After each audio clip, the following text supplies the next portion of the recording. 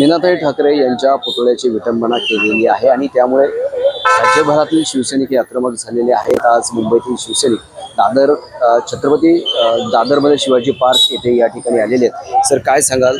मीनाताई ठाकरे यांच्या पुतळ्याची विटंबना करण्यात आलेली आहे, तुम्ही सर्व शिवसैनिक या ठिकाणी आज आलेला आहात, काय सांगाल याविषयी? तुम्हाला काय वाटतं? विटंबना करण्याचाच प्रयत्न झालाय, दुसरं काय या बाबतीत त्यांचा उद्देश आहे। जो ज्याने कोणी केलं एक कृत्य त्याचा उद्देशच विटंबना करणे। आणि सध्या जो माझे कुंकू माझा देश हा जो विषय संघटनेचा चालू आहे तो कुठेतरी डायव्हर्ट करण्याच्या हिशोबाने लक्ष विचलित शिवसैनिकांचं करावं असा कदाचित उद्देश समोरच्याचा जो कोणी विघ्न संतोषी आहे त्याचा तो उद्देश असू शकतो, दुसरं काय। दादासारखा परिसर आहे, यंत्रणा इथं ऍक्टिव्ह असतात, पोलीस यंत्रणा असते, पण हे सगळ्या परिस्थितीत कुठे असं आहे?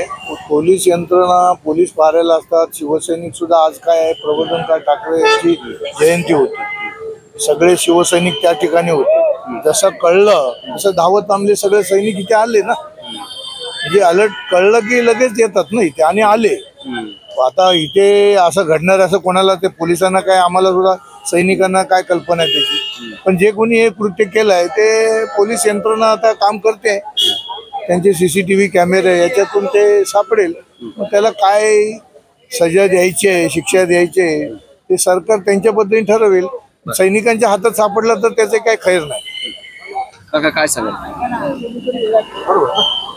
महाराष्ट्राचे 19वामी म्हणा हे मातोश्री, हे मातोश्रीवर हे गालबोट करणं हे चुकीचं आहे। जो अधर्म त्यांनी केला आहे तो खरोखर नालायक वृत्तीचा माणूस असेल, ह्याला कोण पण क्षमा नाही करणार, कारण याच्या पुढे ह्या कुठेतरी वळवणार हा देशासाठी काहीतरी गडबड करायची आणि आतंक माजवायचा ह्या त्यांचा हेतू असेल हा। पण हे उद्धव बाळासाहेब ठाकरे खरंच संयमी आहेत आणि आदित्य ठाकरे हे संयमी आहेत, म्हणून हा कुठेतरी हे दंगल घडवण्याचा कुठेतरी डाव नाही। त्यामुळे आनंद घेतला त्यांनी, जे त्यांनी केलं आहे त्याला देव क्षमा करणार नाही।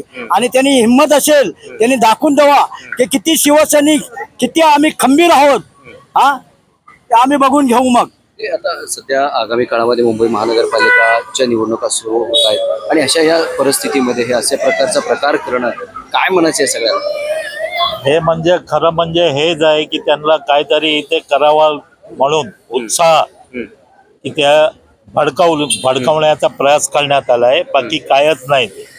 आणि आमचे प्रमुख एकदम शांत आणि गंभीर आहे म्हणून ते गपचूप बसले आहे, त्यांना माहिती आहे जो पण करतोय तो काहीतरी कुदली आहे त्याची।